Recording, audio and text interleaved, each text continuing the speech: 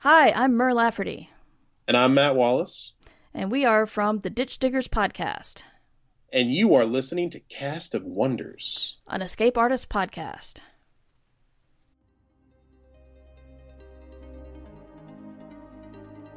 This is Cast of Wonders, the young adult fiction podcast featuring stories of the fantastic. Welcome. Episode 224 for December 18th, 2016. Our story this week is Welcome to Willoughby's by Michael Reed, a Cast of Wonders original. Michael Reed bookends his days working to perfect his method for turning cups of tea into stories. His work has appeared on Escape Pod and in the AE, the Canadian Science Fiction Review. In 2015, he attended the Clarion Writers' Workshop, from which the main takeaway was that he should stop trying to solve problems by randomly inserting volcanoes.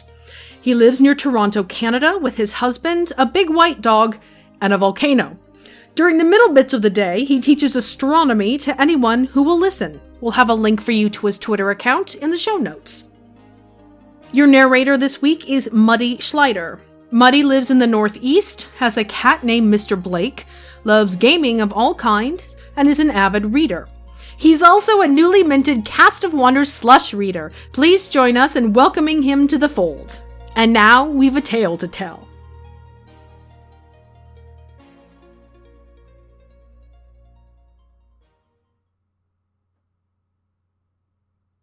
Welcome to Willoughby's by Michael Reed. You ever been to Upsilon Orionis? As far as asteroid belts go, that one's pretty weird. Someone dragged every last asteroid in that system right up close to the star, then built a temple to a different sun god on each one. How about Beta Pictoris? That solar system isn't even properly formed yet. And there's even a golf course in the asteroid belt. It has fairways and sand traps and everything, with each and every hole on a different rock.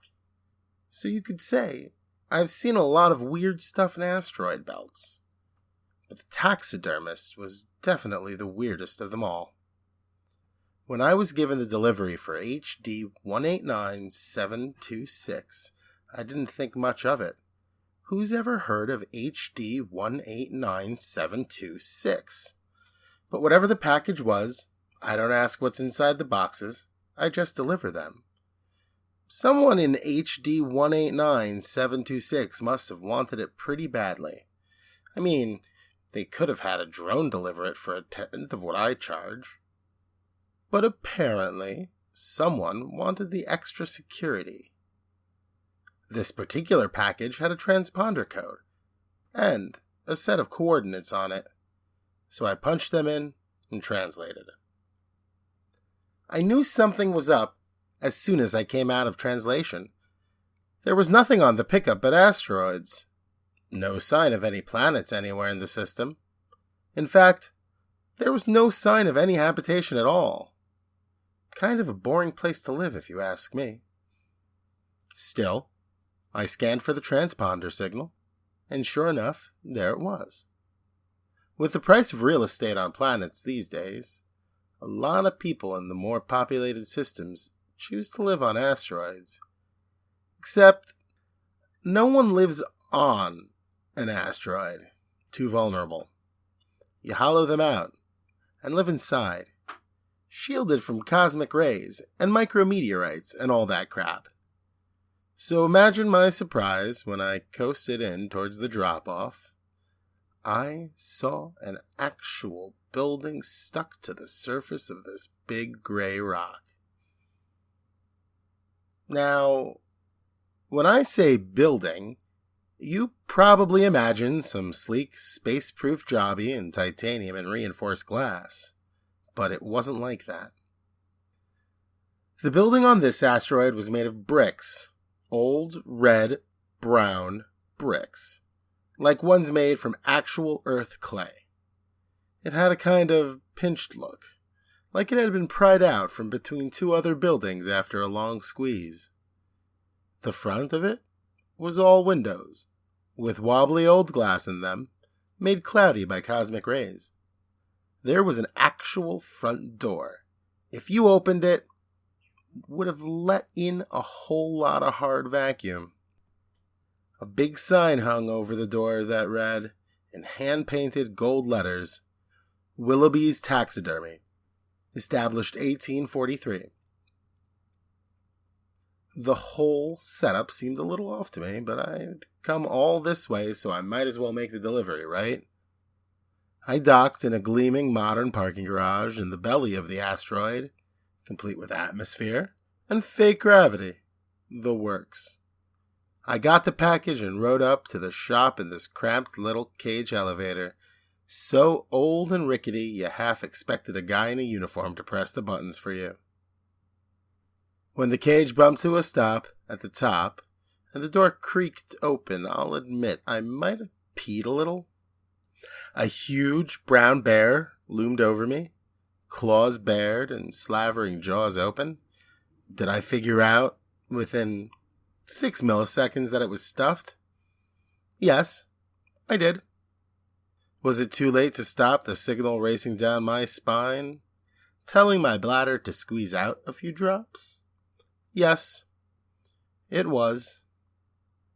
Next to the big slavering bear was a smaller, cuter one. It sat plumply on a tree stump, wearing a monocle and burgundy smoking jacket, concentrating on a backgammon board. Across the board, a crow in a matching jacket sat on a branch, also staring at the board.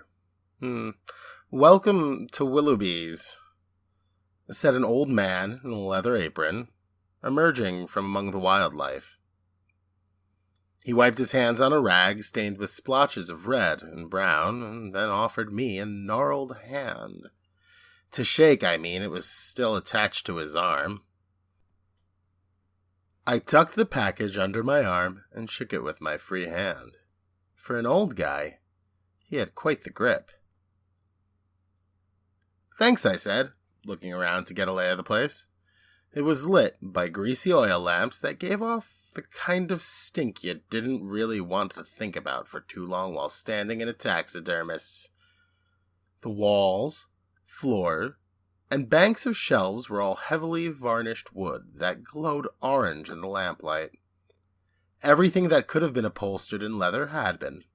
Even the taxidermist himself looked leathery, with a puckered, toffee-colored skin and rheumy eyes.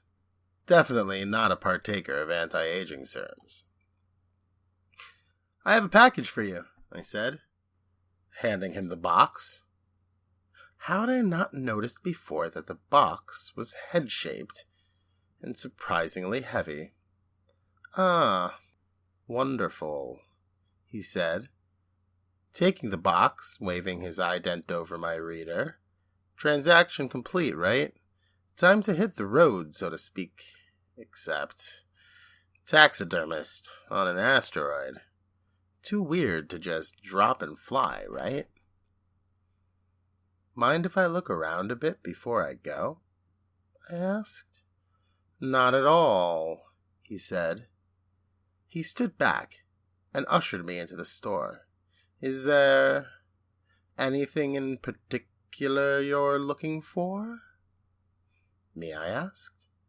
As if there was anyone else in the shop. No, I said. Nothing in particular.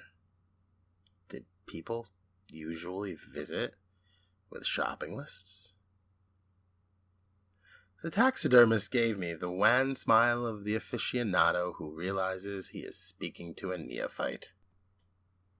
Very good, sir, he said, shifting into salesman mode. Perhaps I might show you around, then? I can't stay too long, I said, thinking of all of the other packages spoiling in my hold. Of course, sir, he said. The short tour, then. He took me around the shop. It was cramped, but immaculate, with nary a hair nor a feather out of place. It was packed, floor to ceiling, with animals rendered into statues like a taxidermied Noah's Ark. The guy had 2 or more of every imaginable animal, plus assorted spare body parts. You had to watch how you moved or risk dominoing his menagerie. I stopped to inspect a petrified snake and just about impaled myself on a pair of moose antlers when I stood up again. He started me by showing me the tame stuff. Tacky tchotchkes, like rabbit paw keychains and elephant foot umbrella stands, wall-mounted deer heads and lacquered fish on plaques. It was all classy enough, I guess. At least as much as any non-consensually mummified critter can be called classy. But the deeper you went into the shop, the more exotic his creations got. I saw a door knocker made out of the head of a St. Bernard. It clutched a big metal ring eternally between its yellow fangs. In one elaborate diorama, cigar-chomping squirrels cheered on two of their own in a cage fight. In another, a hyena, a flamingo, and an armadillo lounged on cushions around a hookah, sucking blearily at its pipes. "This all your work?" I asked the old man. "The vast majority, sir," said the taxidermist. "Some of it I inherited." "Where'd you get all the animals?" I hadn't noticed any flocks of flamingos playing in the hard vacuum around the asteroid. "Here and there," he said a little evasively. "Most of them I import from the planets." We turned a corner and I found myself face to face with a trio of owls, the pupils of their glass eyes maximally dilated and fixed on me as if I was prey. I screamed a little. "You live here alone?" I asked, trying to cover my embarrassment. "Since my wife died," said the taxidermist. "My condolences." "Thank you, sir. It was a long time ago." "Doesn't it creep you out, though, living alone with all of these dead things?" "Not at all." He stroked the fur of a beaver on the shelf beside him. It would never finish chewing through the tree branch gripped in its little paws. "They're almost like pets to me." "Is there really enough call for this kind of thing these days to keep you in business?" I asked. "You'd be surprised," he said. "Holograms are well and good, but aficionados prefer the tactility of the real thing, and then there's the status, of course. Still, I'm amazed that all of these aficionados can find you out here. What the blazes made you set up shop alone in this godforsaken system?" I asked, then hastily added, "No offense." "It's a fair question," said the taxidermist. "The shop originally opened in 1843 on Earth. It did excellent business there for more than 200 years under the proprietorship of the original Mr. Willoughby and a succession of his heirs." He took a cloth from his apron and used it to polish the glossy hide of a huge black salamander. The salamander's head was bigger than mine. "But tastes change, I suppose." "Oh?" "Nowadays," he continued a little acidly, "planet-bound people are so accustomed to their sterile holograms, their fungus steaks, their longevity treatments. Taxidermy seems ghoulish to them. I find there's a greater appreciation for my craft out here in the void." As we pushed deeper into the shop, the cutesy anthropomorphized animals started to give way to more natural poses. One shelf held 6 sand cranes posed in a sequence showing takeoff from a standstill. The attention to detail was impressive, the bend in the knees as the birds prepared to jump, the wing feathers curving slightly as they caught the air. Some of the creations looked like they were intended for museums or veterinary schools. There was a pregnant sow caught in the act of giving birth. Her and the piglet both sawed in half down the middle, all of their organs meticulously stained and preserved. It was a little bit beautiful and a little bit barfy. At the very back of the store, a red velvet curtain hung across the doorway. "What's back there?" I asked. "Ah," said the taxidermist, his rheumy eyes glistening. "That's the special collector's area for connoisseurs. Mind if I have a look?" "Perhaps," he said, stepping between me and the curtain. "It would be better if you did not. I could show you." "Come on," I said. "I came all the way to deliver your head in a box or whatever it was, but I'm not good enough to look behind your curtain." Another wan smile. "Not at all, sir," he said. "It's just that I sense you are rather new to taxidermy. You might find the collector's area a little difficult to appreciate." I tried to think of anything more difficult to appreciate than a bisected sow with half a baby still stuck in her hoo-ha. Who says I wouldn't appreciate it? "It is really for the connoisseur of taxidermy," he said. "I may not be a connoisseur, but I still like a good..." I looked around for an example. "A good petrified Dalmatian licking its nuts." He gave me an appraising look. "Discerning as your taste might be," he said, "I'm not sure that the special collectors..." "Ah, hell," I said, pushing past him and through the red curtain. Right away, I kind of wished I hadn't. Freaky didn't even touch the stuff behind the red curtain.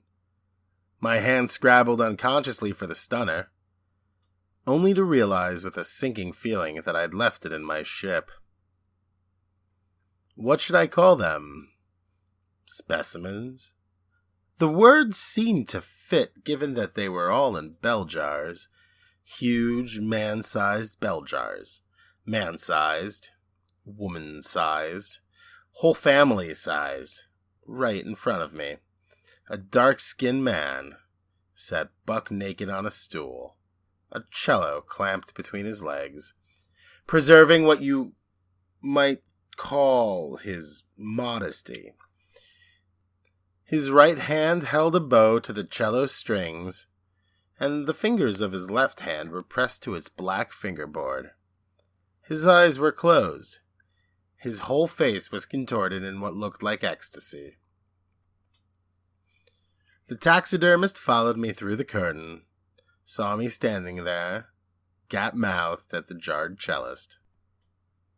"I did try to warn you," he said. "But fatal stroke during the greatest performance of his life," the taxidermist said, coming to stand next to me and admire his handiwork. "Terrible shame." Behind the red curtain there was none of the folksy oil lamps and heavy varnished charm of the rest of the store. Everything was austere, metal, and modern. The walls and floor were black. Each bell jar sat on a pedestal, illuminated by pot lights, and there were lots of jars. Behind the cellist, in her own jar, A plump old woman in a flowery house dress hefted a small white dog, her face scrunched in delight as the dog licked it. What is this? I stammered. That's my wife, sir, said the taxidermist, and our dog. You collect dead people? Well, he said with his first genuine smile, the live ones made such a mess of the jars. I gaped. My apologies, sir. A joke in poor taste. This can't be real, I said. Of course it's real, he insisted. There are no fakes at Willoughby's taxidermy. These are actual, real dead people? Sir, I did warn you that the special collection might be more than you could appreciate. But they're people. They aren't any more, he said, and they all volunteered. Your own wife volunteered to be stuffed? She rather insisted on it. I ventured a little further into the room, my hand still unconsciously kneading the air where my stunner ought to have been. The next jar was much larger and wider than the others. It held a plaid love seat that looked 200 years old. All scrunched up at the end of the love seat, a wizened old man held a wizened old woman in his arms, squeezing her tightly as though he feared it might be their last embrace. I orbited the jar, trying to absorb what I was seeing. They were preserved in spectacular detail, down to the blue veins on the backs of their hands and the pinched skin at the corners of their eyes. It was such an intimate moment. I almost felt like I was intruding. These two volunteered for this? I'd hardly have taken them if they hadn't. This is no chop shop. But in fairness, you do pickle people in your asteroid hideaway.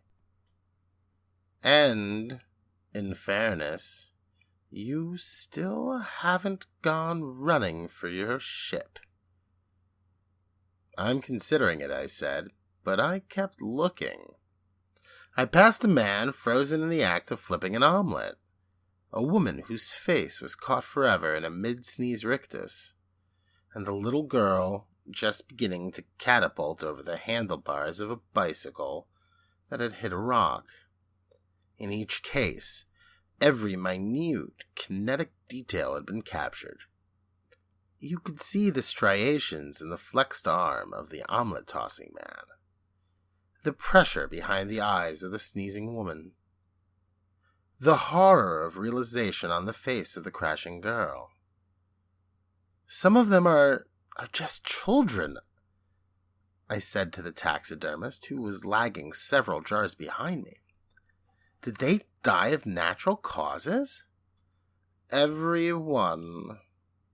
Even the little girl? An undiagnosed heart valve defect. In another jar, a shot putter pivoted on one foot, all of his muscles firing in a terrific blast of force as the ball rocketed past his ear.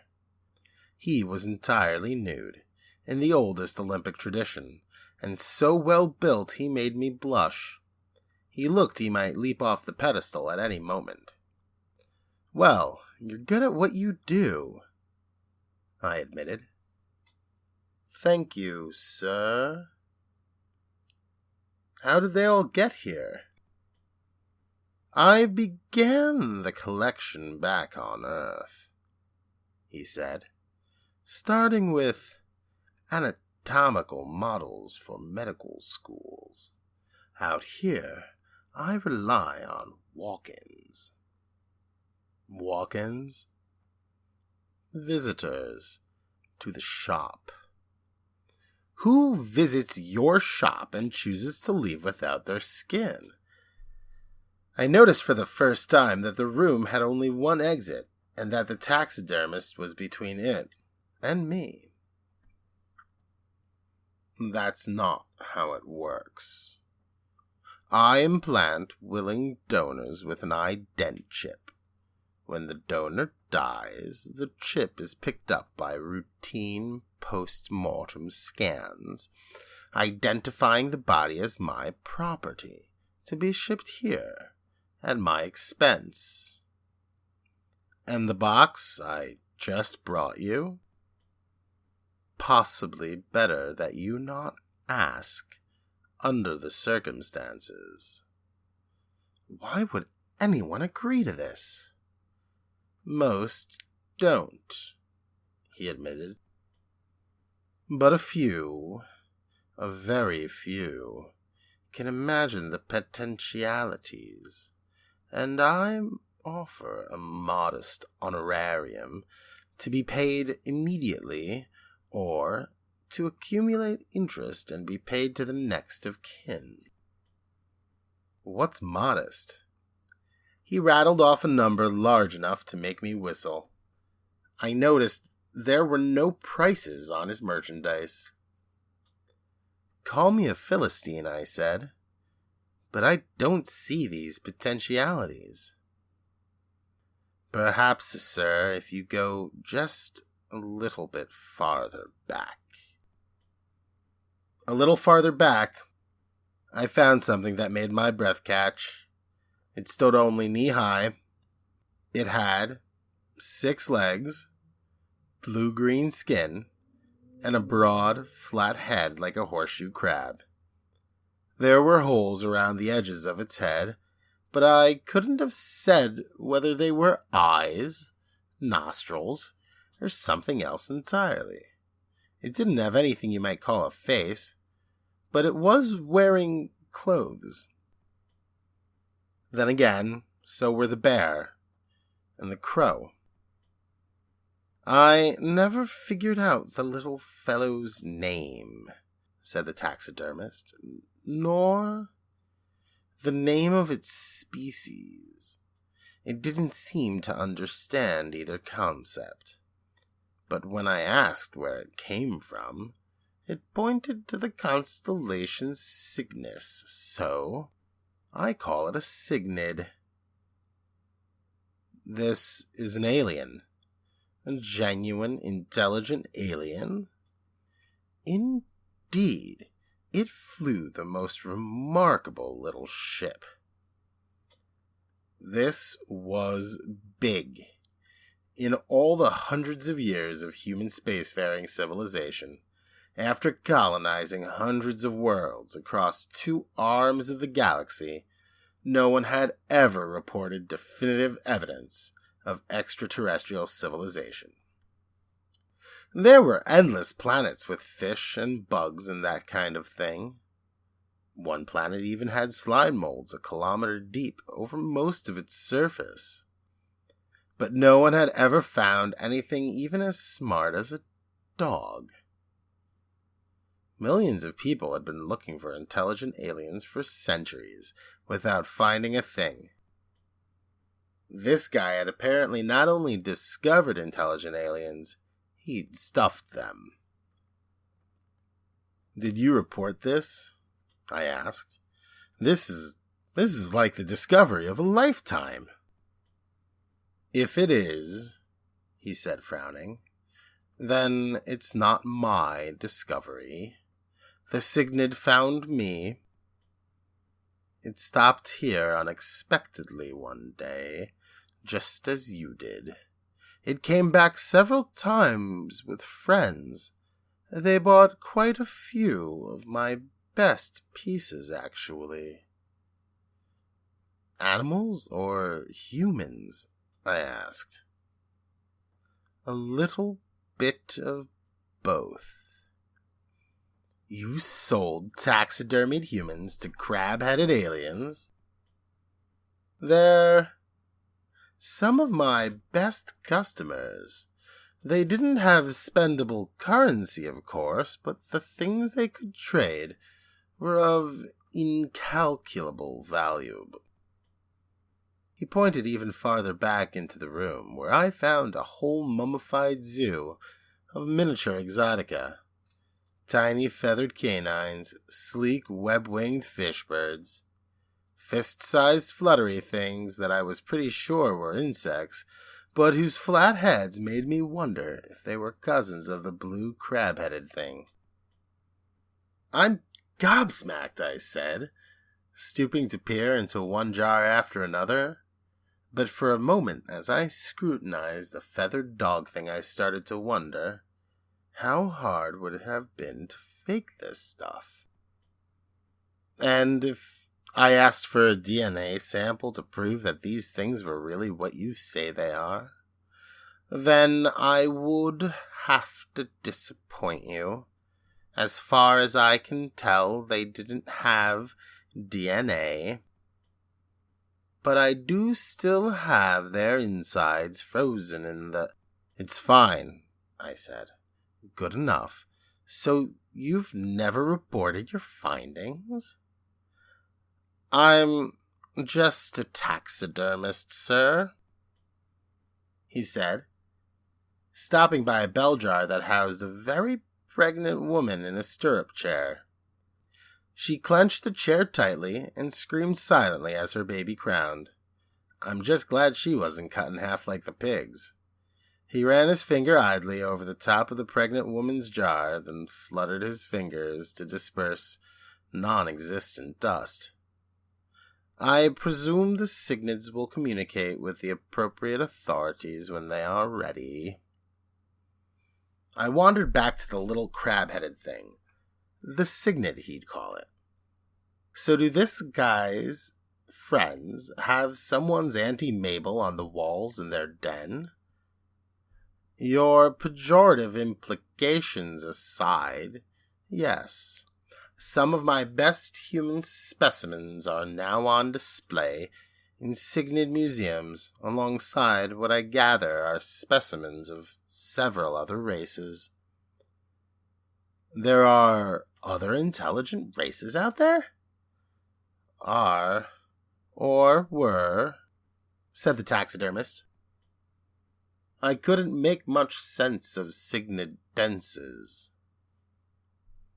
I imagine throngs of the little blue-green guys queuing for tickets to see a preserved human. I had so many questions about the Cygnids, about the taxidermists, about these other species. It was going to be hard just to fly away to my next delivery and have all of this just end. I wanted to go to the Cygnid planet, to see it with my own eyes, to watch these little Cygnids walking or scurrying or prancing around, or whatever they did. I wondered if I could pry the coordinates out of the old guy. Probably not. All he seemed to know was the general direction they'd come from, which narrowed it down to a measly several billion stars. But if I couldn't get to Cygnid Prime in life, could I live with getting there in death? I was no Olympian. Several years of sitting at the console of a cargo ship scarfing trail mix and donuts had made sure of that. But I wasn't bad looking.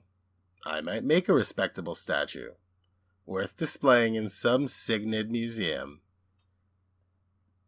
The thought of having my skin peeled off my corpse wasn't exactly appealing, but neither was the thought of being vaporized in an industrial incinerator, which was the fate that awaited me otherwise. Let's say, I said as tentatively as I could manage, that I was interested. Yes, said the taxidermist. So you would implant me with an ident chip, and when I die, you'd fix me up and sell me to the Cygnids? If that's what you wanted, sir. That's a bit of a gamble for you, though, isn't it? At your age, I mean. Sir? I'm still young, but you're getting on in years. You could pay me now and never live to collect. On the contrary, sir, I have every expectation of outliving you. How's that? He crooked an eyebrow.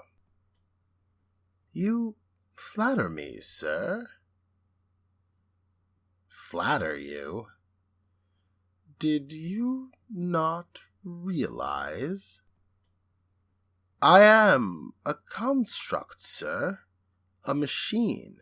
With proper maintenance, my lifespan is indefinite. My God, I said. I went over to him to get a better look. May I? Certainly, sir.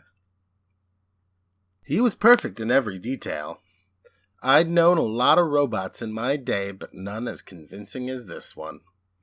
There were laws forbidding robots from masquerading as humans, but they were about as necessary as laws forbidding humans from masquerading as bicycles. Even from up close, I couldn't have told the taxidermist was a machine. I could actually see sweat glistening on his forehead, gathered in tiny little droplets around the pores. I came to a grisly realization. You aren't. I am, sir. But whose skin? It was Mr. Willoughby, sir. The final Mr. Willoughby. He died without an heir. As I had been his assistant for many years, he left me a very generous bequest. I leaned in closer. The skin still looked supple. Every wrinkle was perfect, from the lines on his forehead to the gnarl of his knuckles. I thought I could see his pupils dilate as I brought my face up to his. He pulled up his sleeve and held out his grizzled arm, inviting me to touch, but that was too much for me. I backed away. You're having me on, I said. I assure you I am not, he said. Where are your seams, then? Seams, sir? You insult my workmanship. The contract said his name was Willoughby the Sixth. I flew away with that contract. Half a king's ransom in credit, and a keychain that cost me the other half. He said it was made from the foreleg of the closest thing they have to a rabbit on Signet Prime. I hung it over the console of my ship.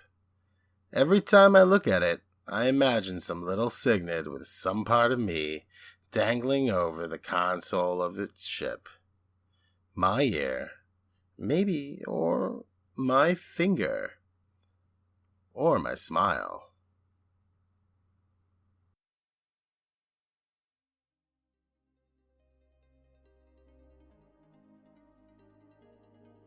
I really like sandbox video games, especially ones with great narratives.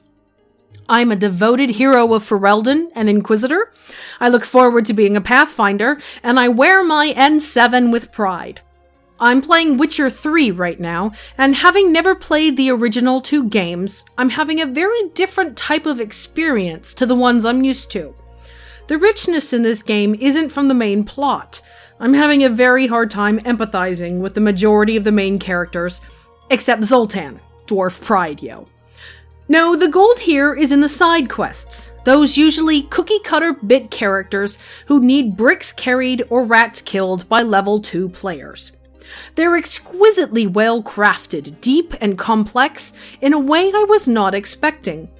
And that's what this story reminds me of.